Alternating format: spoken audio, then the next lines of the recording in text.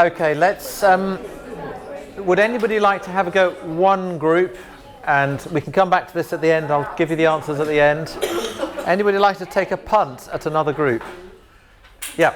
The I Ams. Okay. Good Shepherd, Light of the World, the Bread of Life, and the Goat.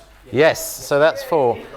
And if I had a clever way of doing it, I could get them to light up and move, but I can't do that because I can't.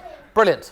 Well, what, apart from the islands, have in common is they're all parts of the gospel or things to do related to the gospel. So what I want to look at today is just think about why we find the gospels challenging. We'll have some time together to think about that. We'll think about then the purpose of each of the gospels and how that can help us to read them.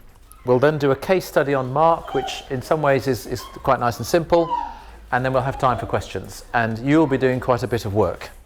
All right, so if you're hoping for another breather, do it quietly. Great. So here's your first question, substantive question, which is just thinking about what's your experience of the Gospels. So for some, you might just not have read, you might not even have read all 4 of them. Others might be used to reading them a lot. So discuss in your tables what you find amazing, what you find puzzling, and whether you read them more often than other parts of the Bible or less often, or why. So I just want to get a sense of where everybody is coming from in terms of your relationship with the Gospels. So just to say, it's therefore fine to say, I'm a complete newbie, I didn't even know there were 4. And it's also fine to say, I've learned all 4 by heart in Greek. What we want is the kind of spread to get a sense of who's here. Okay, so I'll give you, I don't know, 3, 4, 5 minutes in tables, and then we'll just hear back together. All right? How do we get on? What are your experiences of the gospel? Thoughts, questions, responses? Let's come back together. So, how did you get on? Thoughts, questions, responses? What do you find amazing about the gospels?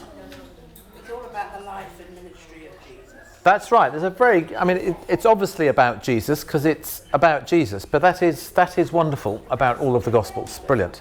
Yeah. You've got 4 accounts from different viewpoints which together tell a whole story. Okay, so thank you. So 4 accounts. Let's think around 4.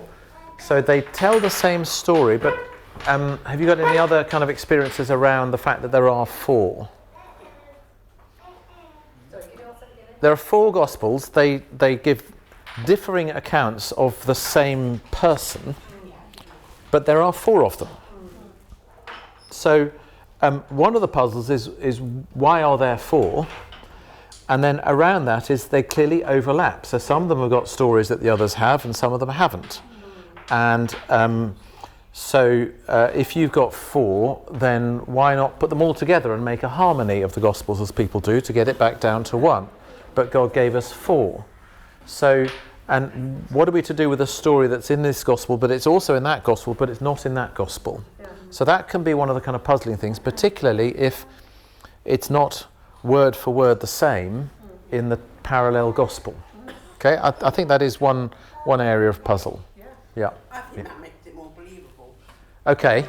Yes. The church did join it together at one stage. They died to throw. Yes. Yeah. I mean, lots of people have done. It sort of died out basically.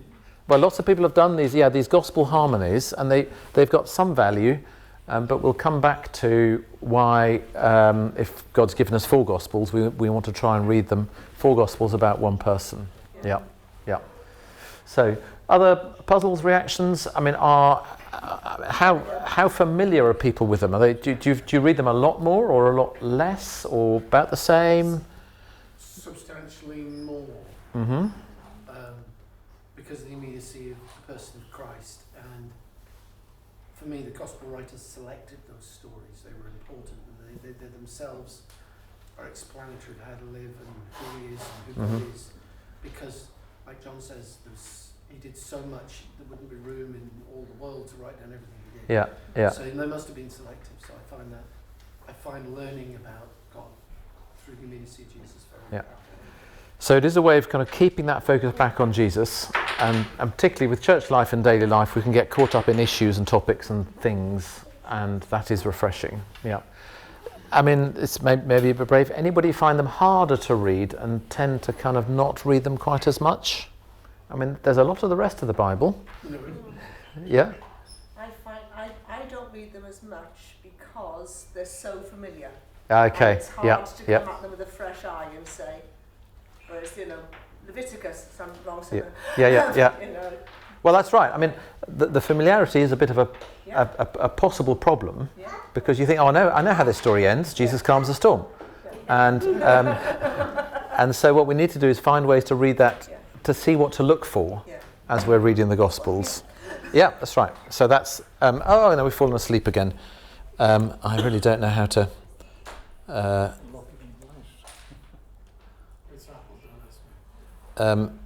When during your next exercise, I will get you to. I will sort that out. Okay, so that's a bit of that. So the Gospels, I mean, they are long.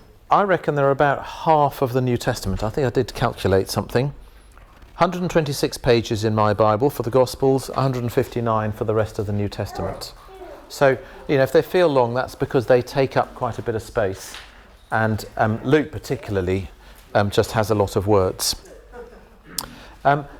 Reading the Gospels is one thing, but understanding what to do with them can be another challenge, because we read the Gospel about Jesus, we see what the disciples do, but there are a number of traps that we can fall into. So one is what's known as moralizing. So you can say, we know that doing this is a good thing to do. We see someone in the Gospel doing this, therefore the Gospel tells you that you should do this. Do you see the circularity of the argument? But we're saying this Gospel is telling you should do this because they're doing it. And a related one is that we don't know where the boundary is between description and prescription. Right. So Jesus calms a storm. Great. Does that mean that we need to calm a storm, or we can calm a storm? That would be prescription. No, probably. Jesus gets up early in the morning to pray. Does that mean we should get up early in the morning to pray? Well, I think we should pray, and there'll be other reasons to pray, but is the early morning essential? I've shifted over time on that one, but that is hard to negotiate. And then another thing we can do is think, well, okay, this is what happened, but to apply it to us, we need to turn a real life situation into, as kind of a thing that actually happened situation, into a spiritual equivalent. So we come back to our storm. How did the disciples feel in the storm? They were scared. What happened with Jesus in the boat? The storm got calmed. What storms do you have in your life? Work, family, whatever. Is Jesus in your boat? Do you see that's an allegory? Which may or may not be, probably not, what that passage is teaching us in its context. So it is a struggle, whereas with the New Testament letters, if Paul says pray continually is a fairly clear application. So that's one of the challenges. So what we're going to have a look at, you're going to have a look at while I sort my computer out, is this. Each of the four Gospels has a clear purpose, and that helps us to see why each of the four writers has picked what they've picked and put it in the order they've put it in, and therefore, although they are telling essentially the same story, certainly about the same Jesus, they are perhaps shining the light on different aspects of his character and work. And so rather than getting confused about is this story here and that story there, we're saying what is John saying and why is he saying it here? And that'll help us to follow John's story, and we'll do the same with the other two. Now John's Gospel has got a nice clear statement of purpose. This is John 20, 30 to 31, and you might want to have a quick look at it. I'll read this one out and then you'll work on the others together.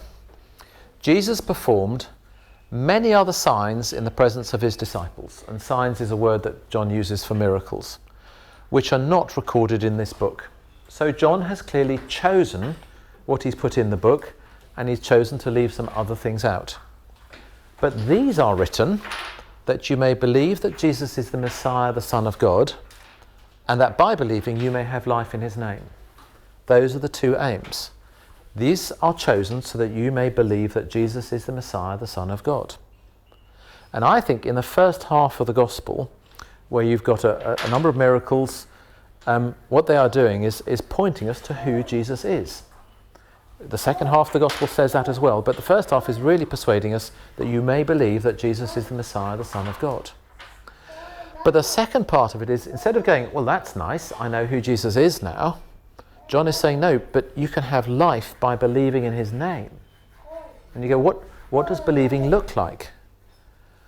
Well, certainly the second half of the Gospel, but also bits of the first half, show us what believing looked like. And so we can have in the back of our mind, as John is telling a story of what Jesus did, and this, John particularly does a lot of kind of, now boys and girls, this is what's happening, we can go, how is this helping me to believe that Jesus is the Messiah, the Son of God, and to understand that I can have life by believing in his name? You see, and that way, as you're starting to read stories, particularly if they're familiar, the accent is now off, well, how does this end? Well, I know, because the water gets turned into wine. It is saying, what is this showing me about Jesus? So, any questions about that? Okay, I'm going to give you an exercise to do. You will need to jot down the references while I change the slides.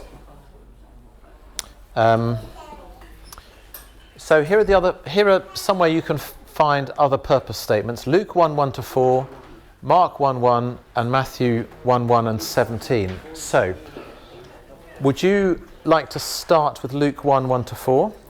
By the time you've done that, I'll have got the slide working. Would you like to start with Mark 1:1? 1. Okay, and just see what is that going to tell you about Mark's purpose. Would you like to start with Matthew 1? It's 1 to 17, but I've just given you 1 and 17 to top and tail it. Okay? Would you like to do Luke 1, Mark 1, Matthew 1? So jot it down, you get going, I will fiddle with the slides. The slide will reappear when I've fixed it. And the question is, what does this tell us about the Gospel writer's purpose in telling us about Jesus? Okay, how do we get on? Let's start with Luke. So here is Luke's introduction. Many have undertaken to draw up an account of the things that have been fulfilled among us, just as they were handed down to us by those who from the first were eyewitnesses and servants of the word. With this in mind, since I myself have carefully investigated everything from the beginning, I too decided to write an orderly account for you, most excellent Theophilus, so that you may know the certainty of the things that you have been taught. What have we gleaned, do you think, about Luke's purpose in writing a gospel? Sharing the good news. He wants to share the good news, yes? He wants it to be an orderly account. Okay, so he's putting it in order, and maybe he's a bit frustrated by other people who've just collected a scrapbook of Jesus stories. So it's an orderly account. So it's going to have purpose, which is ironic, because actually the structure of Luke's gospel is the hardest to agree on. But, yeah? Based on eyewitness accounts. Yes, okay, so he's gone back and checked everything. Yeah. Why has he done that? Fulfillment of prophecy. Yes, he wants to show that it's fulfillment of prophecy, but he's Certainty. Certainty. So you can be sure that so verse 4, so I've done all this so that you, my reader, may know the certainty of the things you have been taught. So what does that... Yes, he wants Theophilus to be confident in what? What have we learnt about the gospel with regard to Theophilus? Yeah, it's based on kind of eyewitness testimony. What is Theophilus a Christian, do you think? No. Yes. By his name It is. says the things that you have been taught. So it implies that Theophilus already knew these things, but now what Luke seems to be doing is trying to create a sort of manual, Yeah, sort of handbook. I agree with that. So if it's the things you have been taught, Theophilus has clearly heard some Christian stuff. Yes. It might be all over the place, and Luke is saying, I want you to know the certainty of what you've been taught, so I don't want you to doubt it, but I also want you to be sure of it. And so one of the things you notice as you read through Luke and Acts is that Luke is keen to, to show how the events around Jesus' life are anchored in real time and space. So if there's an opportunity to name names, Luke takes it. So if you know what we read at Christmas, chapter 2, it's the first year that Quirinius was governor, and there was a census, and all of Judea and Bethlehem, and Luke is the one who names names and gives dates and so on, because he wants Theophilus to know the certainty. And so Luke is going to tell the same stories about Jesus, but he's going to have that angle. We want you to be sure that it is true and that it fulfills Scripture. What about Mark? So the beginning of the good news about Jesus the Messiah, the Son of God. There's not a lot to work on there. What do you think Mark might be aiming to set out? What does he want to tell us about Jesus? The essentials. Now you might have to do a bit of work. What do we understand by Messiah? The anointed one. An anointed one, yeah. So the Old Testament was looking forward to a Messiah. Why were some people anointed in the Old Testament? To be kings, or priests, but Messiah particularly is a king. So this is the message about Jesus the King. So we're going to hear about Jesus the King. And we're going to do a bit more work on Mark's Gospel. Matthew begins with a long family tree. This is the genealogy of Jesus, the Messiah, the son of David, the son of Abraham. Long family tree. Family trees are really interesting, but just for shortness of time. Verse 17, thus there were 14 generations in all from Abraham to David, 14 from David to the deportation, to the exile in Babylon, and 14 from the exile to the Messiah. Now that's a nice, neat pattern. What do you think that pattern, and of all the family tree he's picked out David, most important king of the Old Testament, the exile, most important disaster of the Old Testament, and then the Messiah, which is clearly Jesus, what do we think might be some of Matthew's kind of preoccupations? Yeah, I mean, he's starting with the Old Testament story, so he's rooting the story of Jesus in the story of God's dealings with the Jews. He's also, he's speaking to the Jews. Yeah, so whereas Luke, remember, was trying to say, I want you, Theophilus, to know that Jesus' story is rooted in the history of the world. It's also the fulfillment of prophecy, but Matthew starts his family tree with Abraham. Right. Luke starts his family tree with Adam. Right. See, it's the story of the whole world. So as you start to see these things, you get, okay, so Matthew is possibly trying to persuade Jews that Jesus is the Messiah that the Scriptures foretell, and persuade others that Jesus is the fulfillment of God's promises to the Jews. So I, as a Gentile, need to read Matthew's Gospel because the Old Testament is now my story. Right. I've been grafted into that particular tree. I've tried every setting I can find. Oh, well that wasn't too bad. Okay. So, although it's not kind of black and white, but each of those gives us an idea of where the Gospels are heading. And John was explicit about saying, I've picked this stuff in order to show you this about Jesus. Well, it's implied in the others. We've picked this stuff that I'm showing you in order to tell you this about Jesus. It's the same Jesus, so a lot of the stories are going to overlap. Any questions and reflections on that so far? Okay. We're going to dive a bit more deeply into Mark's Gospel, and then we'll have some time for questions, but do a bit of work on Mark. So, let's just think about Mark's Gospel. You may or may not be that familiar with it. Let's see what my next heading is. There we go. Right. Nice easy thing about Mark, it's the shortest Gospel. It's only got 16 chapters. Matthew's got 28.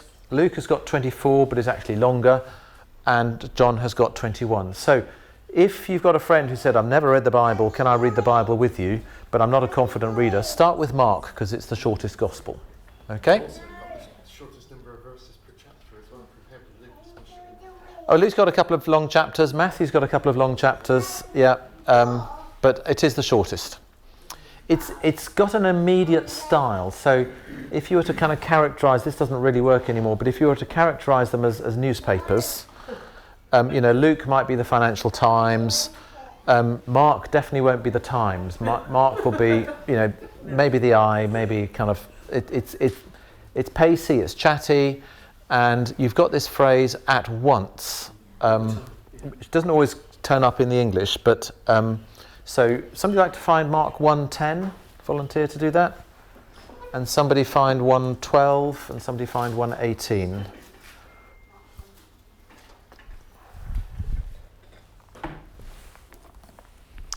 $1.10, somebody?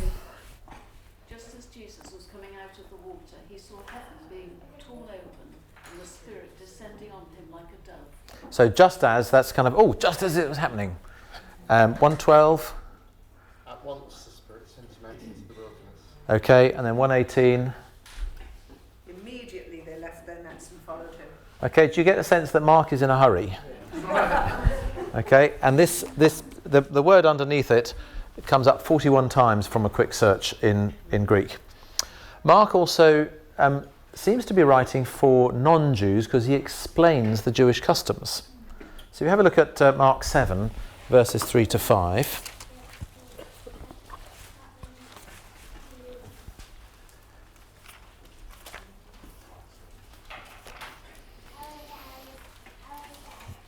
Now we're in the middle of a discussion between the Pharisees and Jesus about the Pharisees' rules about hand washing at meal times.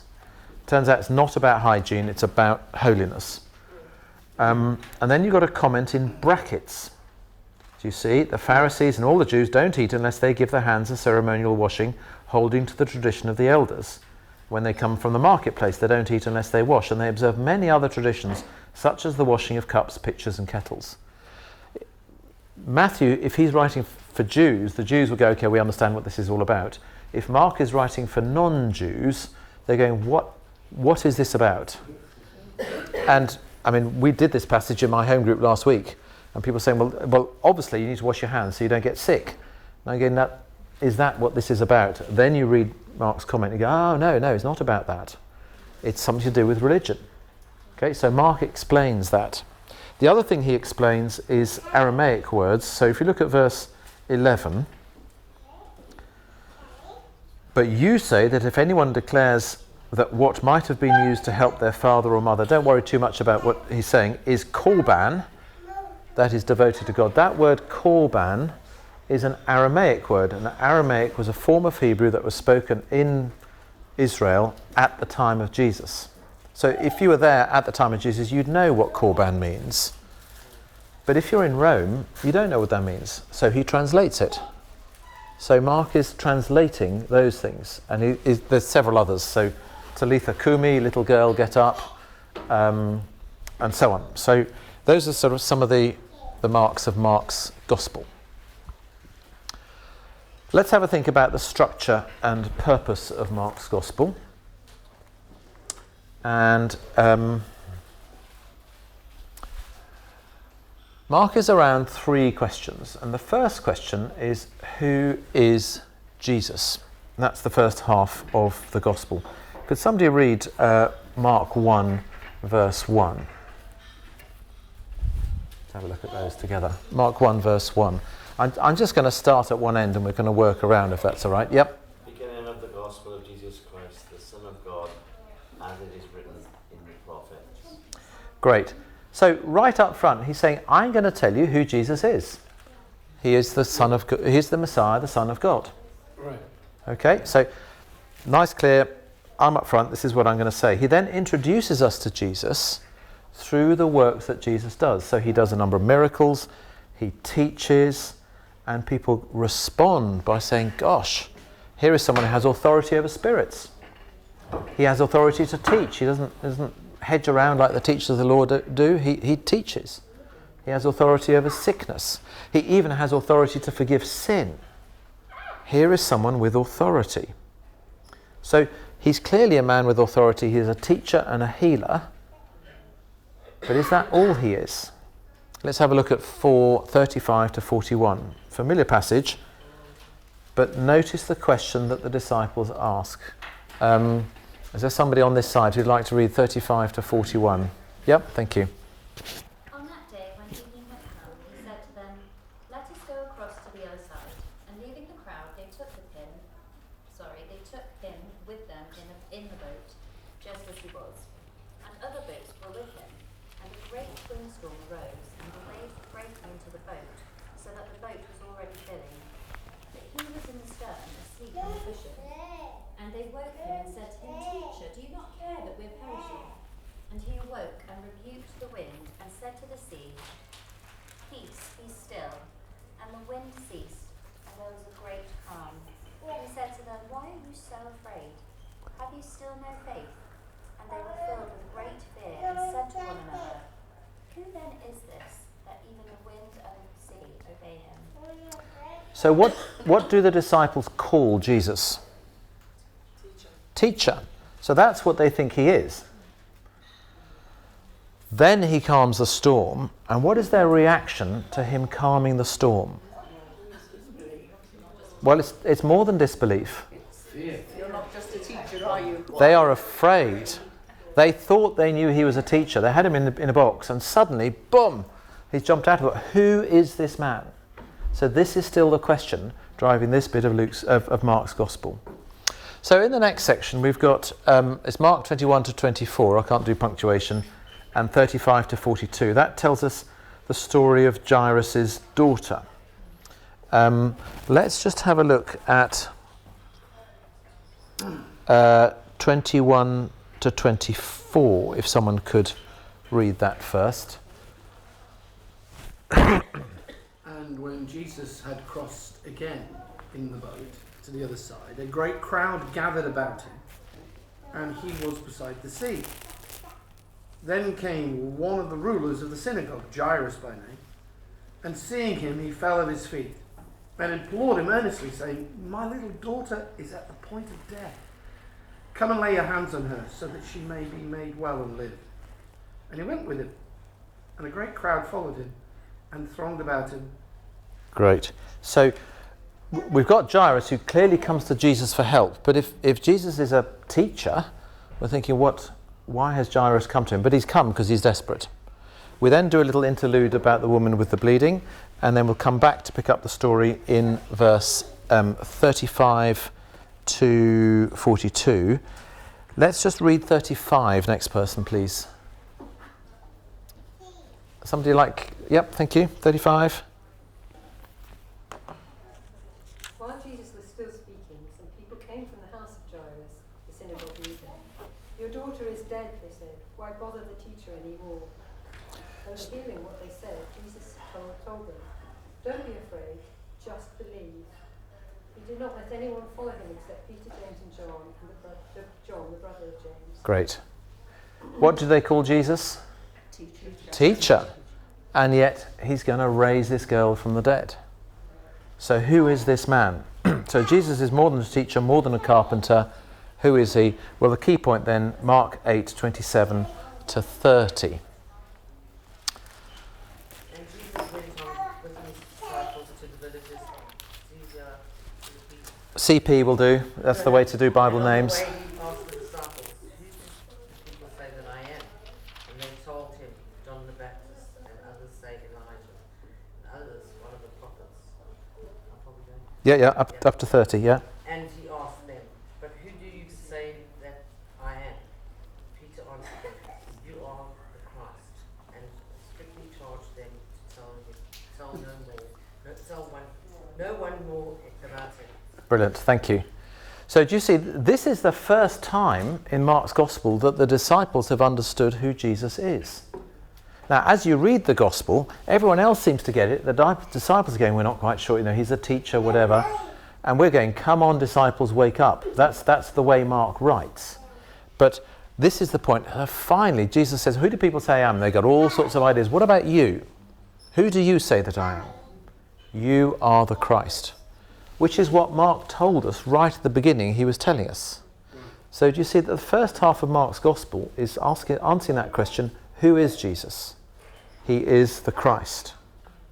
The next question then is, why has Jesus come? What is his mission? Here we go. Why did he come? And that's the second half of the Gospel. And let's just read 8:31 to 34, first of all. Anybody down here? 8:31 to 34. He then began to teach them that the Son of Man must suffer many things and be rejected by the elders, chief priests and teachers of the law, and that he must be killed and after 3 days rise again. He spoke plainly about this, and Peter took him aside and began to rebuke him. But when Jesus turned and looked at his disciples, he rebuked Peter. "Get behind me, Satan," he said. "You do not have in mind the things of God, but the things of men." So this is the first time that Jesus has taught about the fact that the Son of Man is going to be betrayed and killed. So he's waited until the first disciple, Peter, has said, "You are the Christ," to understand who Jesus is, before talking about what Jesus has come to do.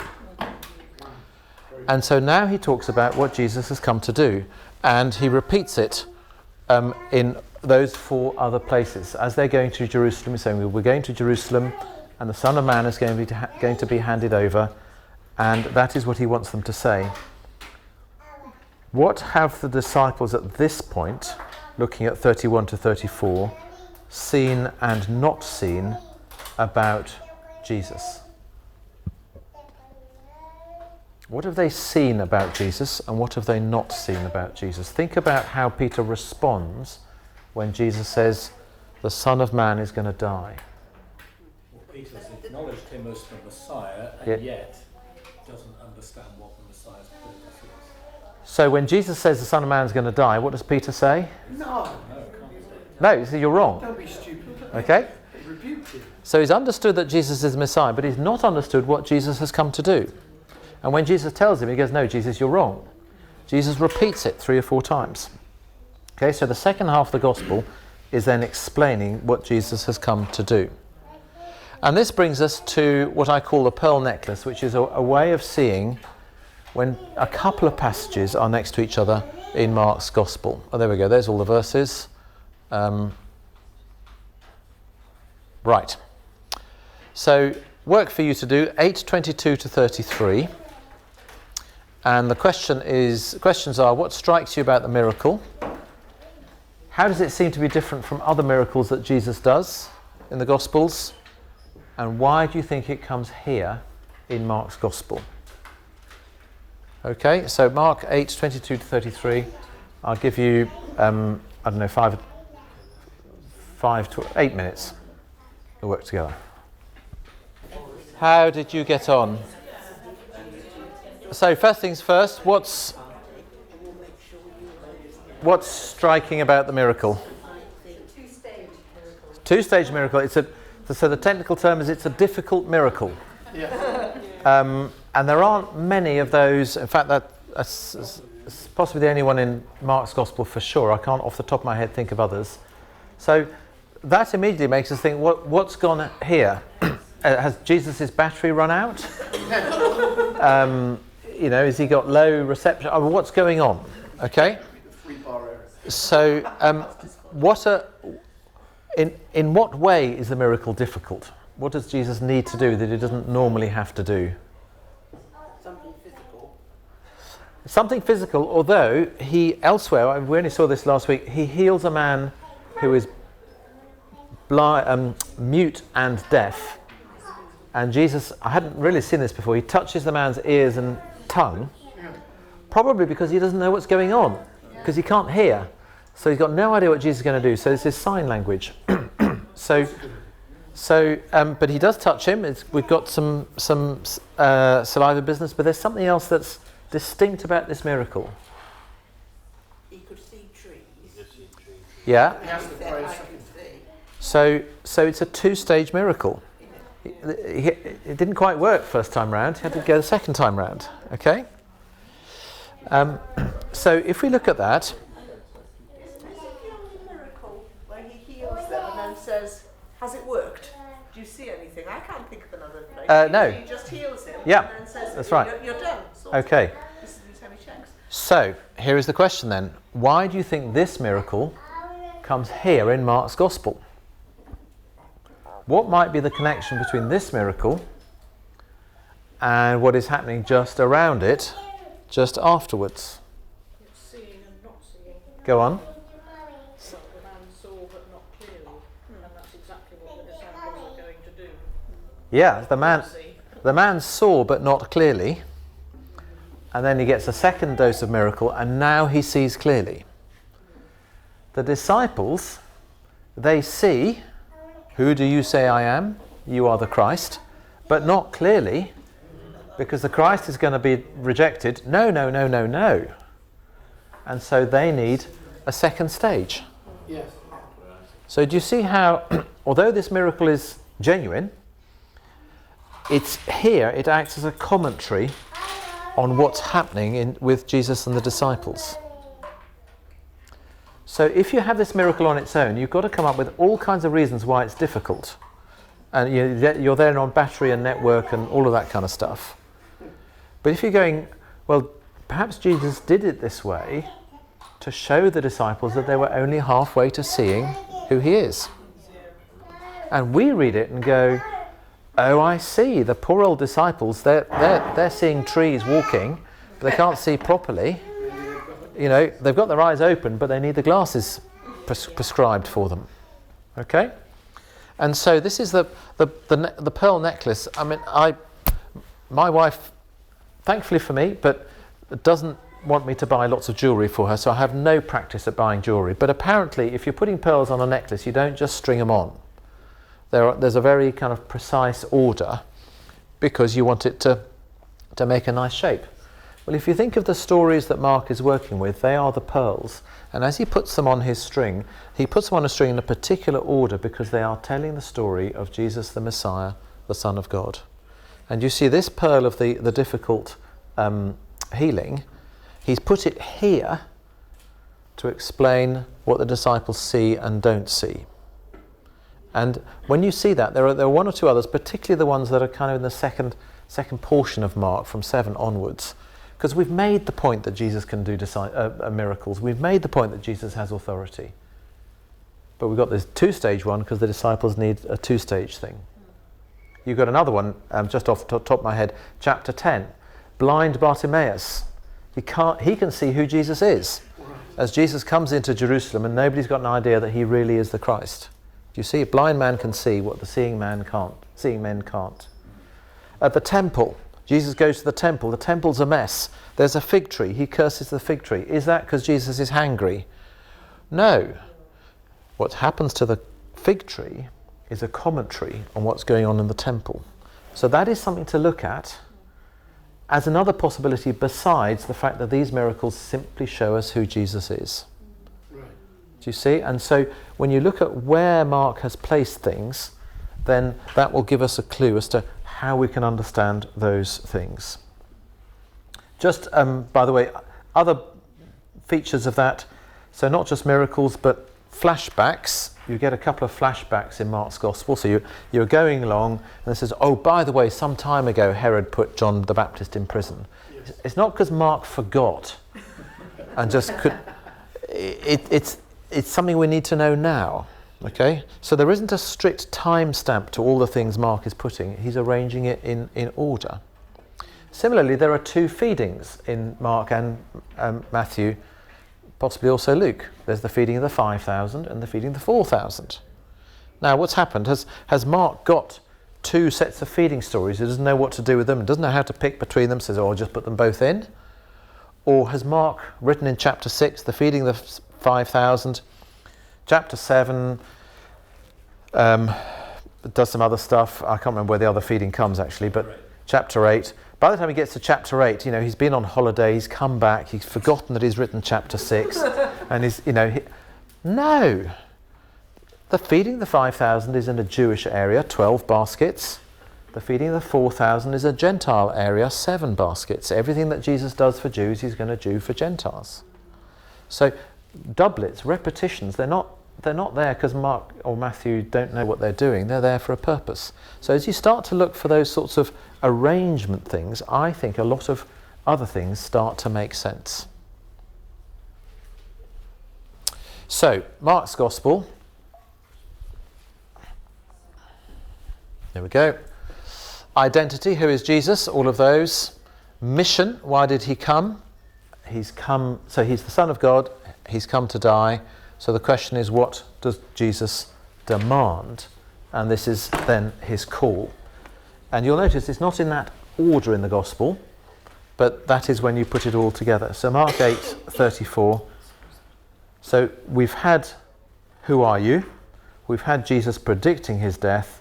Then verse 34, he called the crowd to him along with his disciples and said, whoever wants to be my disciple must deny themselves and take up their cross and follow me. For whoever wants to save their life will lose it, but whoever loses their life for me and for the gospel will save it. What good is it for someone to gain the whole world, yet forfeit their soul? Or what can anyone give in exchange for their soul? If anyone is ashamed of me and of my words in this adulterous and sinful generation, the Son of Man will be ashamed of them when he comes in his Father's glory with the holy angels. So Jesus has come to call people to follow him. Deny self, pick up your cross and follow me. So those are the three elements of Mark's Gospel. And hopefully that first half, second half will give you a bit of a guide to then go through Mark's Gospel and see how the different bits fit together. Quick moment for questions, and then I've got an exercise for a couple of minutes, and then we can have some more questions. Anything you want to come back to on that, or questions? No? Okay, I've beaten you into submission. So, something to think about: identity, mission, call. What happens if someone gets Jesus' identity, they get his mission, but they don't get his call? Or what if they get his identity and his call, but they don't understand his mission? And clearly the third one, what if they understand his mission and call, but not his identity? So shall we try, would you like to do the first one? You two tables, start with the first one and work down. You two start with the second one and work down and up. And you start with the bottom one and flip over. We'll take 5 minutes and see how far we get. We'll come back and then we're coming into land. Okay? So you're just thinking about, what if one of them's missing? So what happens, what might it look like, just to finish off, for someone to understand that Jesus is the Son of God, to understand that Jesus has come to die for sins, but there is no call on your life? What might that look like? Anybody got any ideas? Yeah? Someone who maybe goes to church or claims to have faith but have no works. They don't actually do anything with it. Okay, so and you're talking in kind of James terms. They have a faith, they believe in God, but it doesn't seem to have kind of switched anything on in their life. So you might call them a cultural Christian. Okay, they'd agree with everything, but it doesn't make any difference. And so what will happen when they face opposition? They go, well, I thought being a Christian meant life was going to go more easily.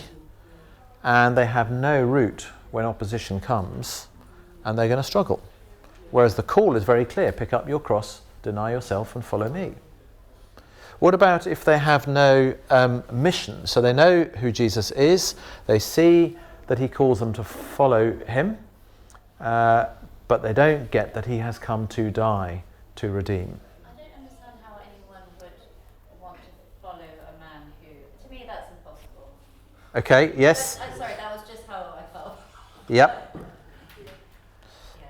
So what it'll be is identity, that it'll be someone who perhaps grown up in a Christian home. I know that Jesus is the Son of God. He's just been with me all the time. I know who Jesus is. I've been to church and Sunday school. I know I need to follow Jesus, and these are the things I need to do. Right. Okay. Whose strength am I doing them in? Mine. So they don't necessarily believe that his death and resurrection is personally going to forgive their own sin and Yeah. They Yeah. might see it as a concept, a general. Yeah. Okay. So one of the wonderful testimonies we had last year from a young person who grew up in a Christian family said, I grew up knowing that Jesus died for us. But I'm here today because I know that Jesus died for me. Okay? That's the difference. But if you don't know that, you will be serving Christ in your own strength. And that will be... that'll all the other world religions. well, you'll be... yes. Yeah. What about mission, call, and no identity? So you know Jesus came to die. You know Jesus calls you to follow him. But you don't actually understand that he is the Son of God. Yep, go on. I have one down here. Yep. No, you want to go ahead? Okay, after you. Go on. I was only saying you'd be a good person, Yeah. but you wouldn't necessarily have any belief in an afterlife or anything like that. You'd just be somebody who was a nice person. Yeah, you're a nice person. Yeah. You could run off. It immediately springs to mind the Unitarians or the JWs, where, or possibly, Yeah. but where you don't know who Christ is, or you're unable to accept that he's the Son of God. Yeah. So if he's not the Son of God, who is he? Yeah, Tom. Well, yes, we talked a little bit about that he was compared or equal to like Elijah, and he was another prophet, and that would be an addition to the story, but not a complete transformation of the story. If he's God and God provided him as the sacrifice, he's not some good bloke who died. He is God's plan. Yeah. So there's an evangelistic thing called 3-2-1, and they explain it like this. This person who's missing the identity will be someone who sees Jesus as a coach. Jesus got some good stuff, I'll try and do what Jesus tells me to do. The gospel shows us that Jesus is a champion. He fights, we cheer. He is the Son of God who has come to die in our place. Because he can do what we cannot do, and because he's done what we cannot do, we can now have life. And so the person who doesn't understand that, so you need all three. Okay? Just for transparency, the second half of this is part of Christianity Explored. Okay, this is part of the training for that, because it uses Mark's Gospel. But it's still Mark's Gospel, and it's still true, so I'm very happy to use it. Okay, so we need to come into land, and I still can't get these slides to work. We've got time for one question, or we can look at the answers to the grid. Right, here are the groups. See if you can work out what the links are. Well, one are islands. Yeah, we've done islands, yep. One were miracles of Jesus. They're very specific miracles. And then we had the I am sayings, they're the blue ones. Yeah. The yellow ones are only in John's Gospel. The yellow ones are only in John's Gospel. Okay, wedding at Cana, raise. Okay. And the others are in more than one Gospel.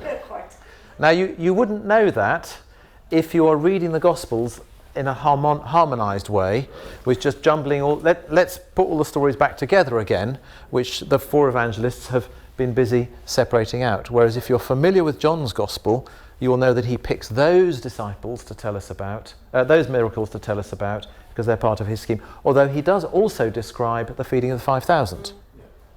Okay? And the resurrection of Jesus. I can't remember whether he does walking of water, to be honest. So that's the answers to that. There we go. Boom. Great. Let me pray. We're over time, but nobody's going to collapse. Heavenly Father, thank you for the Gospels, and we pray for ourselves and those around us as we read them, that more and more you would show us Jesus and help us to follow him. Amen. Great. Thank you for your company.